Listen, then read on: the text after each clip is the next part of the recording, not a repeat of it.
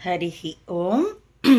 వీక్షకులారా, ఒక ముఖ్యమైన యథార్థమైన ఇప్పుడు కళ్ళెదుట మీ ఎదుట ప్రత్యక్షమై ఉన్న ఒక గూఢచర్య విశేష అంశాన్ని, మీ అనుభవంలో ఉన్నదాన్ని మీకు వివరించే ప్రయత్నం చేస్తానండి. మోడీ ఇటీవల పోయిన నెల 27న మరణించినట్లున్నాడు. మన్మోహన్ సింగ్ మాజీ ప్రధానమంత్రి, సోనియా అలియాస్ మైనో చేతిలో పప్పెట్. ఈ మోడీ కూడా జస్ట్ పప్పెట్ అండి. ఎవరి చేతుల్లో అంటే మీ అందరికీ తెలిసిందే, అదానీలు అంబానీలు కార్పొరేట్ల చేతుల్లో.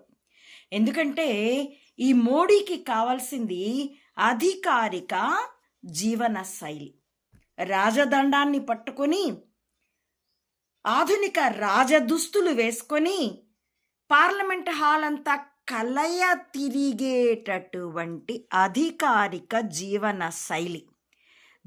దేశాలు తిరిగి వీపు గోకించుకొని ఇతరుల వీపులు గోకుతూ బ్రతికే, లీడ్ చేసే రాయల్ లైఫ్ స్టైల్.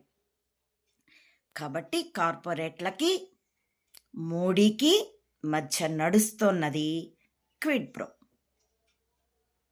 అది మోడీ లాంటి ఇతర ఈ చంబాల్ లాంటి వాళ్ళకు కూడా అదే నడుస్తుంది.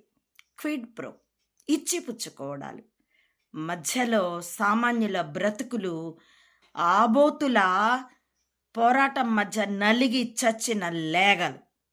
ఆబోతులు పాలు కూడా ఇవ్వవండి, గోవులు ఇస్తాయి పాలు. వాటి పోట్లాటల్లో నలిగి చచ్చిన లేగల్లాంటివి సామాన్యుల బ్రతుకులు. ఎంతగా అధికార దాహం! ఎందుకంటే ఇతర గృహస్థు యొక్క సౌకర్యాలు, సౌలభ్యాలు పట్ల అతనికి ఆసక్తి లేదు.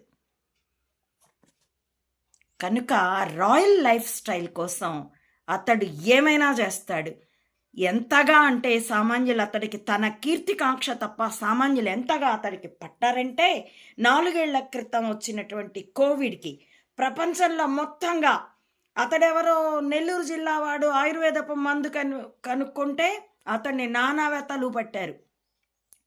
కానీ ఇతడు మాత్రం వ్యాక్సిన్లు పూర్తిగా వాటి సైడ్ ఎఫెక్ట్స్ పరిశీలించకుండానే జనం మీద కుమ్మేస్తే 50 ఏళ్ళు దాటిన వాళ్ళందరూ కాళ్ళు కీళ్ళు పట్టుకుపోయి బ్రతుకులు కుంటి కుక్కల్లాంటి బ్రతుకులు ఈడుస్తూ ఉన్నారు. ఇంత మాట ఉపయోగిస్తున్నాను ఎందుకంటే చాలా ఆశ్రమాల్లో ప్రవచనాలకు వెళ్ళి ఆ 50 దాటి నడివయసు దాటిన వాళ్ళు హఠాత్తుగా